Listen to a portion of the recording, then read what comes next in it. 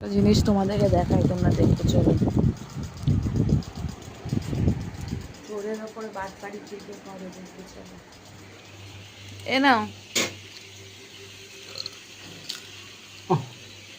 কি করছো? রান্না?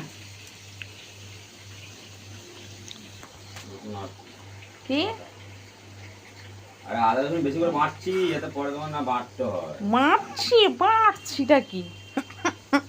পিসছি হয়েছে হ্যাঁ, পেস্ট করছি। হ্যাঁ এখনটা আছে তো। ওই তো 2 3 5 টাকা 5 টাকা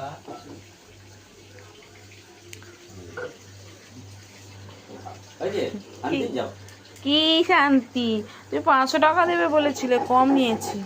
সকালে যে 100 টাকাটা নিয়েছি ওটা আলাদা, ওটা ছেড়ে স্কুলে নিয়ে গেছি ওই জন্য।